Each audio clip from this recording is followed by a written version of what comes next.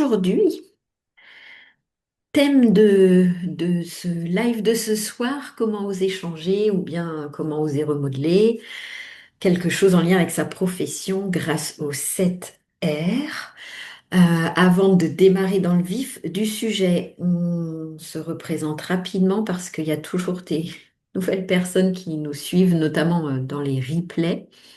Donc moi, c'est Aurélia Leroyer, je travaille avec Véronique.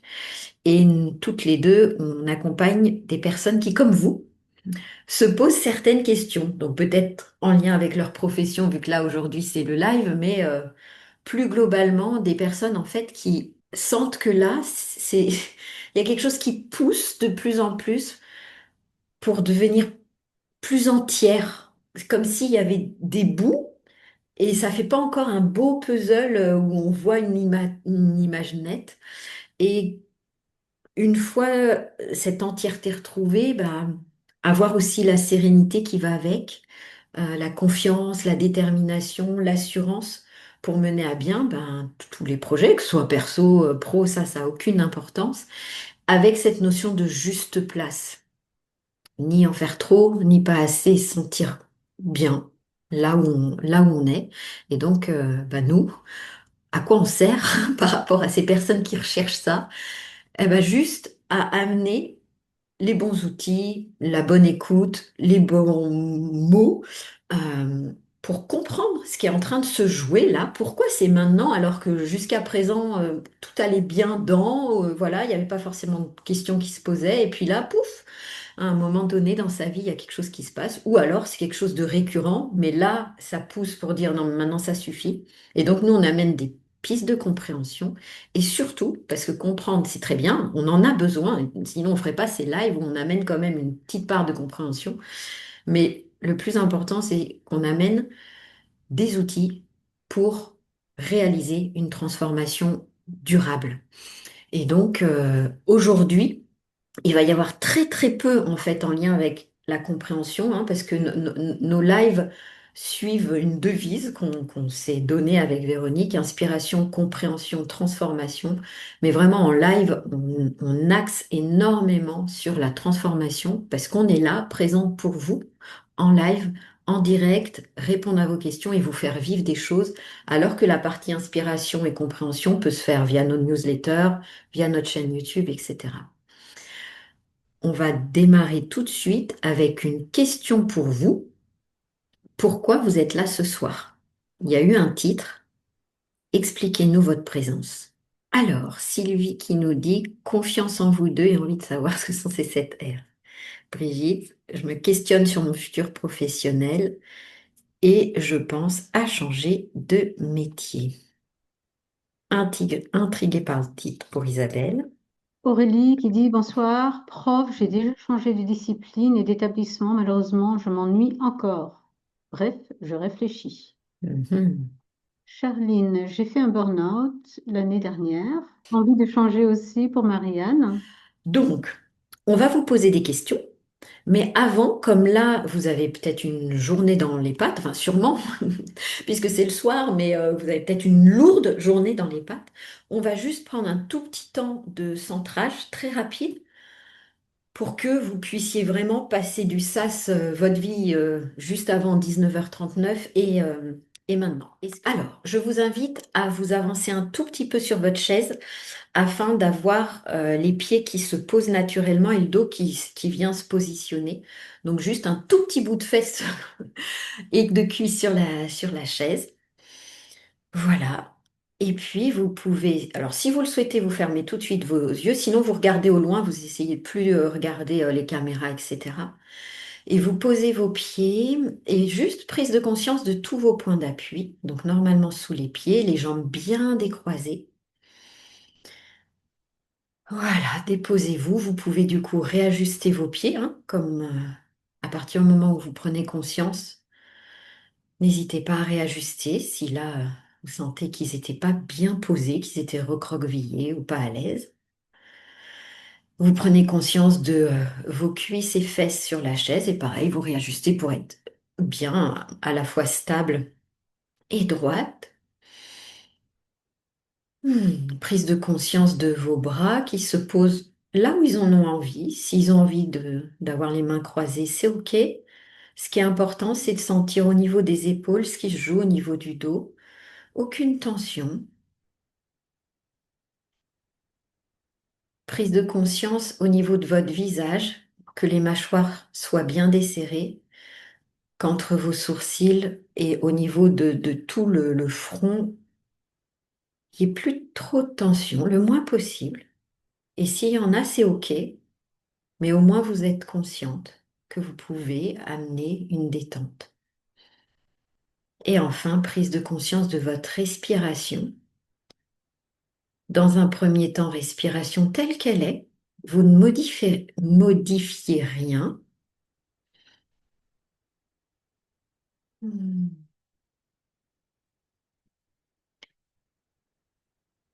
Et je vais vous inviter là à faire une inspiration plus profonde par le nez et vous expirez, si possible par le nez, mais sinon c'est par la bouche. Et pour ceux qui connaissent la respiration Ujjayi, parce que vous faites peut-être du yoga, eh bien n'hésitez pas à venir contacter cette merveilleuse respiration. Et pour les autres, vous rendez votre respiration plus ample, vous l'allongez, tout en décoinçant vos mâchoires, en abaissant un peu la mâchoire. Si les bâillements viennent, eh ben c'est parfait. Oh. Et enfin, étirez-vous librement, ce qui vient pour vous dans l'instant, pour être complètement disponible à ce que l'on va vivre maintenant. Et vous pouvez rouvrir vos yeux si vous les aviez fermés. Alors, si tout est OK, on va vous poser quelques questions. Pour cela, je vais retourner et partager mon écran. Et si vous pouvez, avant qu'on va poser les questions, juste prenez de quoi écrire une feuille et de quoi écrire. Comme ça, vous pouvez noter les Voilà. questions et écrire les réponses, pas que Hop, dans le chat, mais surtout pour vous. c'est tout. Et donc, concernant les questions, vous pouvez les noter. Si vous n'arrivez pas à répondre tout de suite, alors l'idée, c'est vraiment que vous répondez du tac au tac. Hmm. D'accord? Si vous n'arrivez pas à répondre tout de suite, c'est pas grave. Vous la laissez de côté, vous reviendrez plus tard. Mais l'idée, c'est qu'est-ce qui me passe par la tête tout de suite quand vous lisez la question? Donc, première question, quels sont les facteurs essentiels que vous apportez à votre travail? Dit autrement, c'est quoi votre touche personnelle? Et tout de suite, vous listez, vous brainstormez, réfléchissez pas. Si rien ne vient, rien ne vient.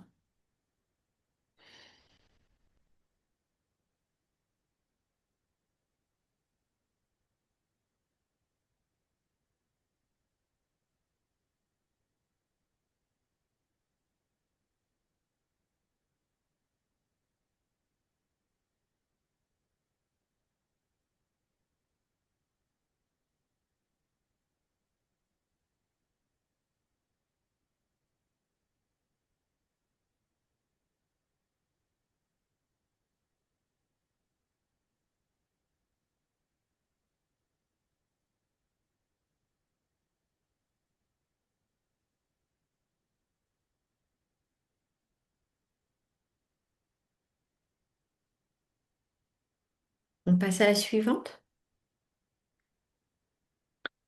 Question 2. Quels sont les aspects qui vous conviennent dans votre travail? Et ratissez large. Euh, Est-ce que c'est le temps que vous mettez entre votre domicile, voilà? Est-ce que c'est le moyen de transport pour y aller qui vous convient? Est-ce que c'est le fait que vous travaillez en équipe ou tout seul? Est-ce que c'est le fait que, etc. Vraiment, ratissez large du moment où vous quittez chez vous au moment où vous revenez chez vous et comme je sais qu'il y a des enseignants là-dedans, évidemment, vous prenez aussi en compte le fait qu'il y a beaucoup de choses qui sont à domicile ou en tout cas pas forcément que sur le lieu de travail. Donc voilà, mais ratissez très large. Toutes les interactions, le temps que ça prend, tout, tout, tout. Aussi pour ceux qui sont en télétravail. Voilà, ceux qui sont en télétravail. Ouais, vous ratissez vraiment tous les aspects. L'aspect financier aussi, l'aspect temporel, l'aspect relationnel, l'aspect au niveau de votre énergie physique, qu'est-ce que ça demande au niveau des émotions, voilà, au niveau de votre mental, tout ça. Vous balayez vraiment tout ce qui vous convient et vous brainstormez tout ce qui vous convient dans votre travail actuel, hein, évidemment, hein.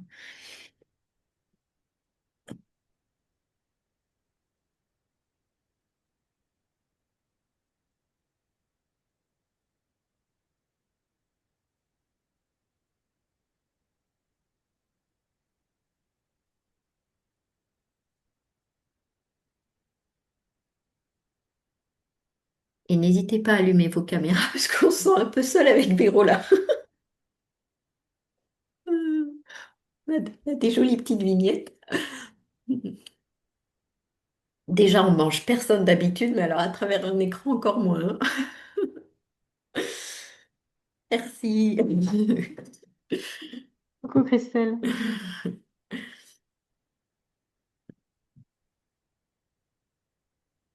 On laisse encore quelques instants parce qu'on a donné des infos, un peu plus d'infos pour cette question.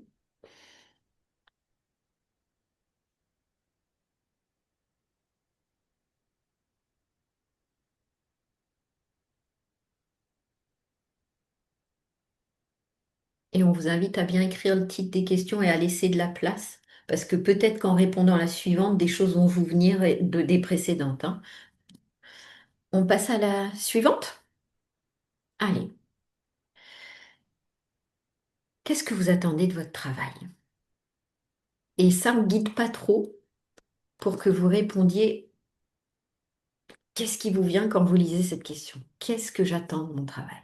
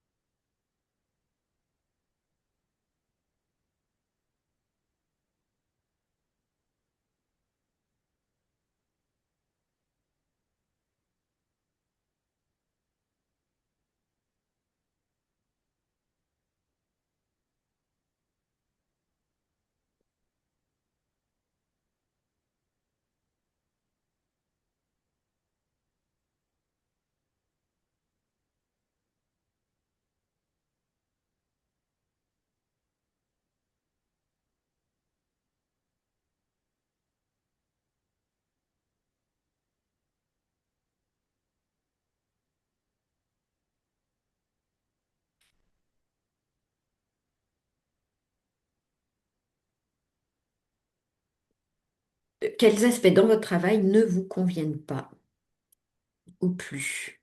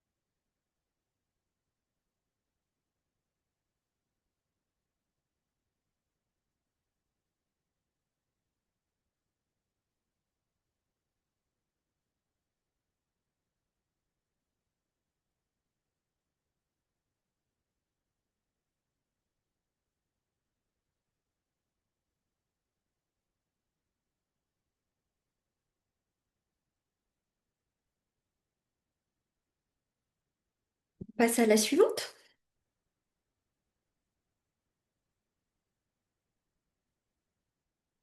Dans l'idéal,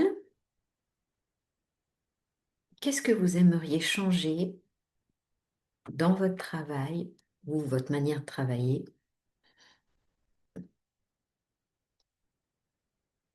Et cette question, si c'est OK pour vous, une fois que vous l'avez écrite posément sur votre papier, on aimerait bien que vous l'écriviez dans le chat. Les autres, c'était vous avec vous-même. On pourra revenir dessus, hein, évidemment, mais cette cinquième question nous est utile pour la suite.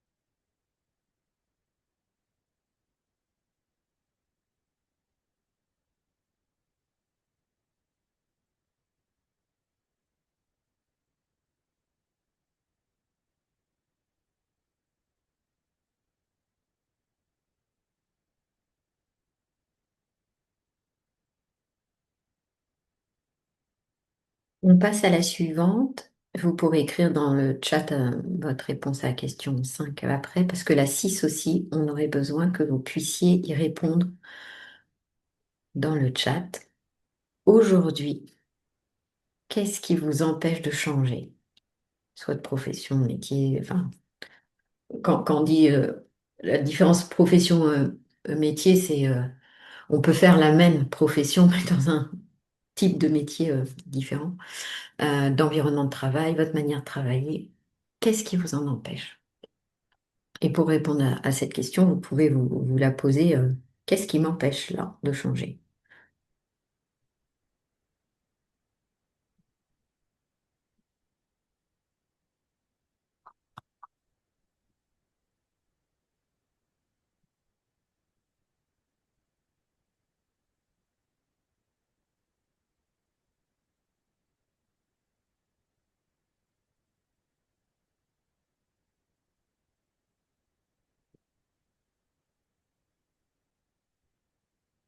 Alors oui, si vous pouvez mettre les réponses à ces questions, ces deux questions ou moins une question dans le chat.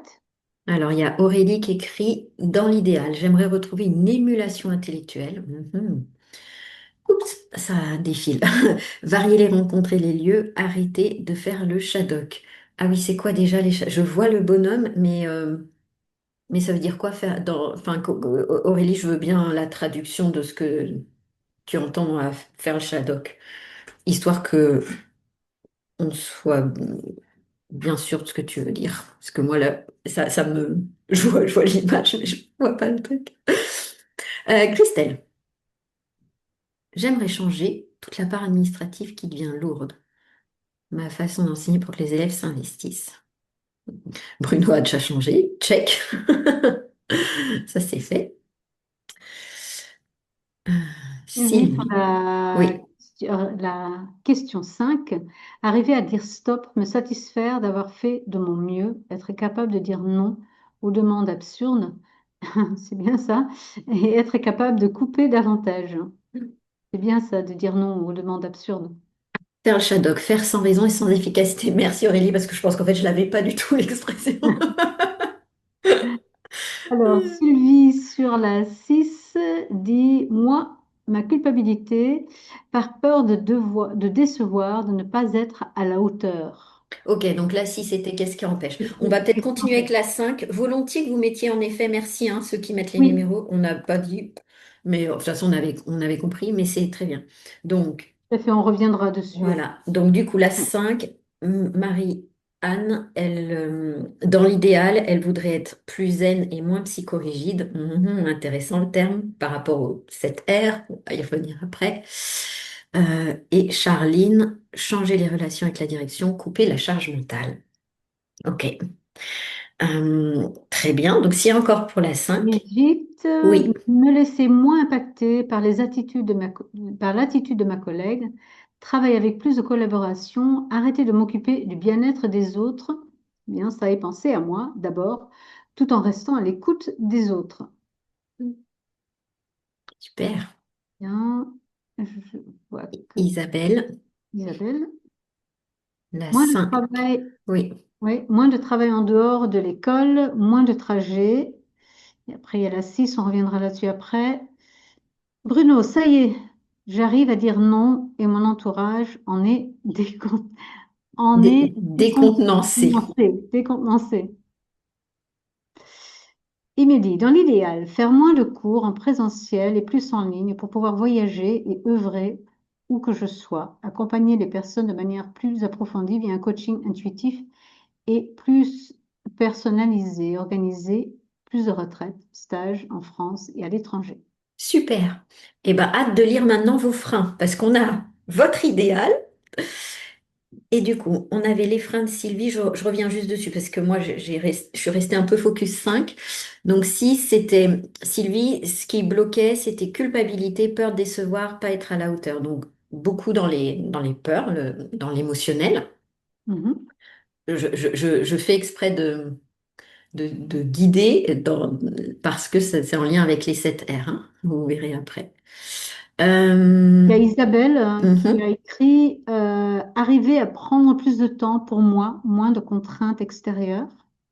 Alors du coup, c'était les freins, la 6. Donc, est-ce qu'on doit lire, Isabelle, le fait que ce qui vous empêche aujourd'hui d'arriver à votre idéal ou à changer, etc., c'est parce que vous n'arrivez pas à dégager du temps pour vous, pour justement changer ou réfléchir, ou voilà. Ouais, je crois qu'on veut bien des précisions pour être sûr Oui, de lire le blocage. oui. Parce que là, c'est dans l'idéal. Pour moi, ce serait toujours, on reste dans l'idéal, arriver à Ouais, comprendre en même ouais, temps, exactement. etc., les contraintes extérieures. Exactement. Alors, où avons-nous d'autres Christelle, freins? Oui. Christelle dit frein, le côté financier. Ok. Ok. Brigitte, ce qui m'empêche de changer de travail, le manque d'énergie et de temps pour chercher un nouveau travail. Le mal-être actuel, la fatigue des efforts à fournir. Mhm. Très bien. Donc là, on a vraiment le fait que le corps physique, aujourd'hui, est pas apte et qu'en effet, c'est bien de s'en occuper. Et c'est bien de voir les freins pour se dire, c'est quoi ma priorité du moment? Mm. Là, quand on lit ça, bah, en effet, changer de boulot, c'est pas forcément le truc tout de suite à faire. Oui. Plutôt Euh, arrêter le boulot que changer de boulot. Aurélie dit le frein, le manque de mobilité, la fatigue pour m'investir en plus du travail dans une formation. Mhm. Donc là aussi, c'est la mhm, fatigue mhm. qui prône, pareil pour Marianne, trop mal pour arriver à changer. Donc trop mal, tu veux dire quoi, Barre? Trop mal physiquement, émotionnellement, mentalement, ce serait quoi? Euh, Charline, vas-y. J'aime ce que je fais, mais besoin de modifier mon rapport avec le travail. Alors ça, je pense que c'est dans le 5 plutôt, euh, parce que le 6 c'est vraiment quels sont les blocages, les freins aujourd'hui au changement. Euh, donc là, du coup, quel serait le frein au changement du rapport au travail? Puisque, ok, c'est pas ce qui est fait qui va pas, donc check. J'aime ce que je fais, ça c'est bon. Mais le besoin de modifier mon rapport avec le travail, en quoi aujourd'hui il y a un blocage qui fait des freins, qui fait que ça peut pas être modifié, ce rapport au travail. Là, il y a quelque chose qui, parce que sinon ça serait déjà fait et voilà. Quand on Mm. arrive à faire les choses, quand il n'y a pas de blocage, c'est fait. Alors, Émilie, en soi, rien ne m'empêche, non, rien n'est susceptible d'empêcher ce qui doit être, si ce n'est l'impatience et le doute. Donc, si, il y a des freins qui sont l'impatience et le doute. Et pareil, voir à quel niveau. Est-ce Oui. que c'est émotionnel? Est-ce que c'est plus au niveau de la personnalité que ça vient tirer? Parce que là, ça pourrait être lu à plusieurs sens. Autant les peurs tout à l'heure qu'on lisait au niveau de Sylvie, j'ai pas trop hésité que c'était plus au niveau du corps émotionnel que ça se jouait. Autant là, ça pourrait avoir deux lectures. Donc Isabelle dit, c'est ça, équilibre perso-pro. Donc ça, c'est un frein, du coup, si j'ai bien compris, c'est le frein entre l'équilibre de la vie personnelle et la vie professionnelle, c'est ça? En quoi ce serait un frein? Parce que ça, c'est toujours un idéal. Dans l'idéal, Oui, j'aimerais trouver un un équilibre équilibre entre... perso-pro. Voilà, Qu'est-ce qui fait qu'aujourd'hui, vous l'avez pas? Qu'est-ce qui freine? Qu'est-ce qui vous voilà. Qu'est-ce bloque? qui freine pour arriver à cet équilibre, la question? Ça dit que Oui. effectivement, par rapport à trop mal pour arriver à changer, mal-être profond, comme si j'avais les ailes coupées. Mm. Très bien, Ok, intéressant. Du coup, effectivement, on ne peut pas avancer. c'est ça. Et vous voyez comment elle est importante, cette question de qu'est-ce qui bloque et pourquoi on a gardé surtout ces deux-là, les autres, ça vous appartient. Parce que il y a des moments où on sait très bien, voilà, je veux ci, je veux ça, mais on ne sent pas quels sont nos freins. Et du coup, quand on sait pas qu'on a le frein à main, on peut pas l'enlever, on ne sait pas où il est. On sait qu'il y en a un, mais on ne sait pas où il est. Et juste avec la question 6, ça vient mettre déjà des points. Mm, tout à fait. Alors, Brigitte nous dit, dans le titre de votre visio, il y a deux verbes, changer et remodeler. Effectivement. Ce deuxième verbe m'ouvre des pistes. Garder le même travail au lieu d'en changer, mais le pratiquer différemment. OK, ça, En effet. ça peut être un idéal. D'accord? C'est pas au niveau des freins, mais en effet. Oui. Charline, alors, ce qui freine, c'est la peur d'une perte de stabilité et besoin de reconnaissance. Hmm, super. Très intéressant. Intéressant, Hmm, effectivement. hmm. Effectivement. Est-ce qu'il y a d'autres personnes qui voient des freins dans la manière ou qui leur empêchent de faire ce qu'ils ont envie de faire, de changer de métier, ou de mettre à bien un projet qu'ils ont? Ça peut être Mhm. ça aussi. Perdre la sécurité de l'emploi. Mm. Effectivement, quand on est dans un emploi où il y a pas mal de sécurité, euh, c'est très compliqué d'en changer. J'ai connu comme ça une personne qui avait justement travaillé dans un truc où on ne peut pas être licencié. Ben, c'est très très compliqué d'en sortir. Même si on veut en sortir, c'est quelque chose, ben, on s'y attache en fait, on s'y accroche. Voilà. Un Oui, c'est pro ça. est dans une cage dorée. Ouais, Hmm, et hmm. la cage dorée n'est pas forcément agréable. Et c'est là où, Marianne, si je me trompe pas, c'est vous aussi qui avez parlé de comme si vous avez les ailes coupées. Ça, c'est la priorité. Parce qu'une fois qu'on a retrouvé ses ailes, bah, on est un oiseau qui peut sortir d'une cage. Mais c'est sûr que déjà quand on a les ailes coupées et qu'en plus on a une cage dorée, là, ça en demande trop, quoi. Beaucoup Ouais. trop. Là, on va pas en sortir. Si on est mal, on va rester dans cette zone de confort, mais même si elle en est, Hmm, même si elle n'en est pas une. tout à fait. Tout à fait. Christelle, les peurs de mon conjoint, oui, effectivement. Donc, si on est à deux et qu'une personne veut changer, mais que le conjoint a peur, ça peut aussi freiner, effectivement. Hmm. Mais du coup, ton frein à toi, Christelle, ce serait quoi? Parce que là, euh, les peurs de ton conjoint te freinent comment? Parce que lui, il peut avoir des peurs, mais tu peux dire, bah, t'as peur, va les gérer, va voir une psy. Moi, je le fais. C'est quoi qui te freine dans ces peurs?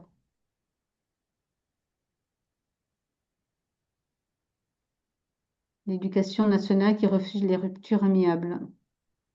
Mm. Mm. Oui, oui. Quand j'ai demandé ma démission, j'ai eu une lettre de refus. Déjà, ça a halluciné tous les gens qui sont pas dans le milieu qu'on puisse refuser une démission. Et, euh, et après, moi, j'étais vraiment alignée au fait, j'avais plus de frein. Donc, j'étais OK, ils m'envoient une lettre de refus, ça leur appartient, mais moi je sais ce que j'ai à faire. Donc, j'ai appelé pour avoir un rendez-vous hyper rapide avec la RH. Et, euh, et en fait, il m'a expliqué, le monsieur aux ressources humaines, que cette lettre, elle est prête. C'est-à-dire que dès qu'ils reçoivent une demande de démission, d'emblée, ils envoient un refus, quasi. Je ne vais pas faire une généralité parce que j'ai pas vu toutes les lettres de démission, mais quasi d'emblée. Et il m'a expliqué. Et en fait, quand on comprend, il y a de la logique derrière.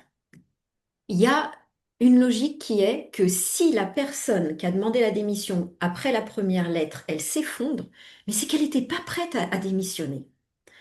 Que, en fait, elle était dans un idéal pour le coup, mais si juste avec un refus, elle est là, elle va pas au bout comme moi j'ai fait, à savoir on demande pourquoi et qu'est-ce que je dois faire pour l'avoir. Si déjà elle abandonne là en disant bon, on m'a refusé et tout, et du coup il m'a dit il y a une grande proportion bah, qui continuent, parce qu'on a juste refusé, qu'on même pas été à l'étape d'après. Donc, j'ai trouvé ça malin, quoi. En mode, ben oui, ils ont raison, parce qu'en fait, on se rend pas compte si on a fait ce métier depuis tout le temps. Moi, je suis sortie des études, pouf, j'ai été prof, donc j'ai rien connu d'autre. Et beaucoup, on est comme ça. Et je pense que cette lettre, c'est un peu aussi pour nous mettre du plomb dans l'aile, hein, et c'est pas mal. Et après, il a dit, quand on reçoit des personnes comme vous qui faites la démarche, non, vous me refusez, mais moi, je veux quand même démissionner, voilà. Et ben, il dit, on pose plein de questions. Il m'a posé plein de questions pour savoir mes réelles motivations. Comme moi, j'avais eu des soucis de santé avant, il m'a dit, mais est-ce que c'est vraiment une démission qu'il vous faut ou est-ce qu'il vous faut un poste adapté? C'était ultra pertinent ce rendez-vous. Alors, je redis, je ne sais pas si toutes les RH font ça, mais c'était intéressant de voir que les questions posées, elles amenaient pour eux à se dire, cette personne, ok, elle va démissionner et on va pas la retrouver dans quelques années à faire toc-toc à la porte en disant, j'aurais jamais dû, j'ai perdu le... Parce que quand on démissionne, nous, on perd notre concours, hein. Donc ça veut dire que moi, j'ai tout à repasser si je voulais de nouveau être prof.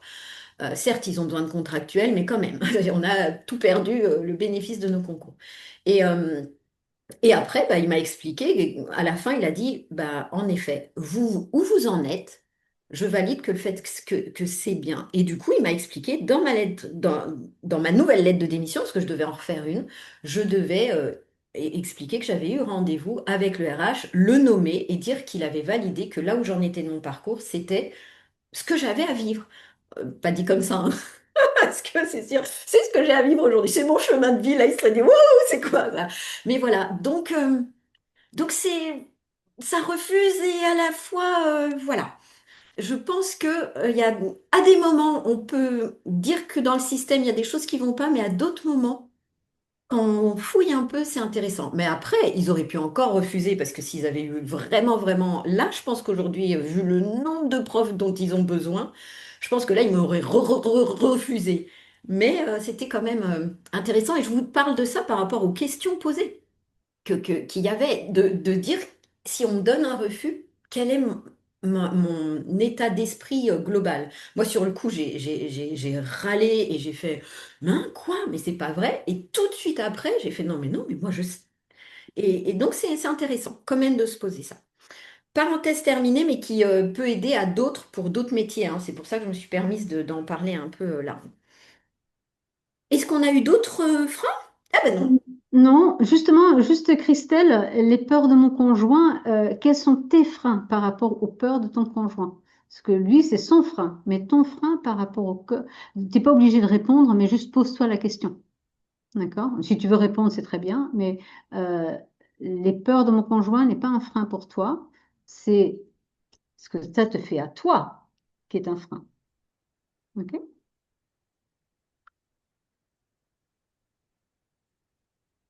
Alors, s'il n'y a plus d'autres freins, est-ce que déjà, par rapport aux 6 questions, nous on a vu vos réponses que sur les 2 dernières, mais sur vos 6 questions, comment vous êtes? Dans quel état d'esprit vous êtes? Voilà, dites-nous, dites-nous si ces questions elles sont justement inspirantes et aidantes pour une réflexion, etc.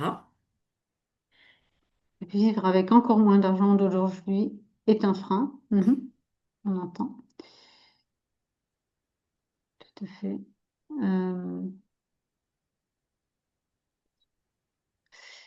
ok, donc Brigitte dit question pertinente et très aidante pour la réflexion. Aurélie, oui, c'est vraiment éclairant, merci.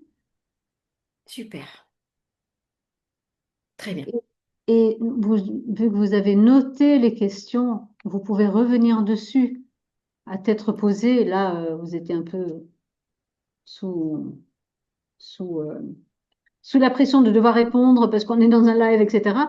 Mais vous pouvez juste vous poser aussi avec ces questions-là et vraiment vous poser avec toutes les questions qu'on a posées et tranquillement à tête reposée et répondre dessus et voir ce que ça vous fait aussi. Alors effectivement, s'il y a des émotions qui montent quand vous répondez à ces questions-là, vous pouvez juste tapoter. Mm. Juste tapoter sur la clavicule, ceux qui connaissent le FT, hein. Voilà, vous Et savez qu'il y a sinon, la c'est très clavicule là. simple, hein, parce que la clavicule, tout le Voilà. monde, on la sent. Vous Juste, tapotez sur la clavicule. C'est un point d'acupuncture qui est très intéressant et qui aide à libérer l'émotion qui monte. On ne va pas la, la, la, la réprimer, hein, mais on l'aide à sortir. Donc, ça va plus vite. J'avoue ne pas avoir compris la première. Ok. Quels sont les facteurs essentiels que vous vous apportez, que que vous vous apportez à apportez? votre, Vas-y, Aurélie. votre touche personnelle. Bah, c'est quoi, vous, votre truc? C'est quoi votre patte? Vous en avez forcément une, puisqu'on est tous uniques. On a tous notre patte. C'est quoi, vous? Qu'est-ce que, qu'est-ce que vous apportez? Qu'est-ce qui est spécifique à ce que vous apportez? Apportez. Mm. Et que d'autres personnes le feraient, mais pas comme vous.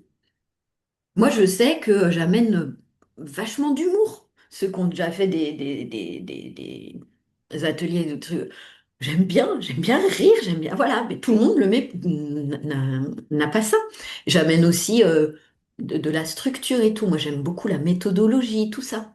Il y en a Mm. d'autres, c'est différent. Il y en- voilà. Il y en a, ils amènent le calme, une écoute, une présence juste là. Enfin, voilà. Qu'est-ce que vous amenez?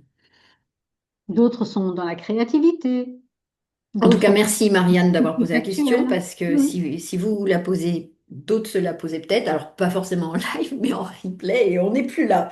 Donc, euh, donc surtout, vous n'hésitez pas, hein. Si quelque chose n'est pas clair, vous, vous demandez. Alors, Très bien. Mais on va continuer du coup. continuons. Alors, continuons avec un petit rappel que va faire Véronique. Alors, un rappel pour certains et pas pour d'autres. Si vous avez vu nos autres vidéos, d'autres lives où on parlait justement des différents chiens, etc., c'est un condensé. On a enlevé les chiens là, mais c'est juste pour dire que on a un corps physique, un corps émotionnel, un corps mental. Ces trois corps sont nos corps d'expression. Et on les a tous, hein, voilà. Vous le savez très bien, et c'est souvent l'émotionnel qui va prendre le dessus, mais on a du coup ces trois corps, physique, émotionnel et mental. Ces trois corps, on peut les observer, la méditation pleine conscience fait cela, on peut les observer à partir de ce qu'on appelle l'observateur neutre, que nous on appelle aussi la personnalité solaire. Bon, ne vous attachez pas trop à tous ces termes, c'est juste pour vous expliquer l'exercice qu'on va faire après. Donc on a trois corps, physique, émotionnel, mental, et on peut arriver à être cet observateur qui va pouvoir les observer. Ok, est-ce qu'il y a des questions par rapport à ça? C'était juste pour mettre... Donc, s'il y a des questions, moi, je veux bien continuer à explorer ça un petit peu, mais c'était juste pour poser le cadre pour l'exercice qu'on va faire après. Et puis par rapport au fait que tout à l'heure, quand certains ont répondu au niveau des freins, j'ai commencé à dire, OK, là le frein, il se situe plus au niveau du corps physique, peut-être plus au niveau de l'émotionnel. Pour d'autres, on a dit, on ne sait pas bien si ça joue au niveau émotionnel ou au niveau de la personnalité, qu'il peut se Ouais. passer des choses. Ça peut se passer aussi au niveau mental, évidemment. Et Et du coup, ce qui est intéressant à savoir, c'est que votre physique a une signature bien spécifique. Votre émotionnel a une signature spécifique. Votre mental a une signature spécifique. C'est pour ça que quand on vous pose la question, quels sont les facteurs essentiels que vous apportez à votre travail, par exemple, votre touche personnelle, euh, elle peut venir parce que justement vous mettez, vous utilisez une de votre signature. L'observateur neutre, la personnalité solaire, a également une signature. Donc tout dépend à travers quel corps vous allez vivre, vous faites quelque chose, c'est ça qui va être, cette touche personnelle va venir de votre signature individuelle. voilà. Et donc cette signature, c'est en lien avec ces fameux 7 R dont on reparlera après. Euh, mais voilà. Donc chaque corps a sa propre signature, sa propre patte. Notre personnalité a sa propre patte. Et la combinaison de tout ça fait qu'on est un être unique, complètement unique. Il n'y a pas deux comme vous. Et c'est cette combinaison de différentes signatures, pour ceux qui ont vu le live en août, on donnait une autre analogie des instruments de musique. Vous avez trois instruments de musique de base, physique, émotionnel, mental, qui font, voilà, qu'on a du coup une certaine musique qu'ils peuvent donner chacun. Et la personnalité qui est le chef d'orchestre, mais qui a aussi sa patte, qui lui dit, moi je suis plus jazzy, moi je suis plus ci et ça, et qui fait jouer après les instruments. Et du coup, qui s'exprime à travers ces instruments, d'où le fait que ça s'appelle des cordes d'expression. Et donc, c'est cette combinaison-là de vos trois instruments plus votre chef d'orchestre, avec chacun leur signature, avec chacun vraiment qui ils sont, qui vous permet d'agir en ce monde, d'être en ce monde. Donc là, aujourd'hui, le live est plus en lien avec le métier, mais c'est ce qui vous permet d'être en ce monde dans votre famille, en couple, vous avec vous-même, en extérieur, etc., etc., partout, dans tous vos domaines de vie.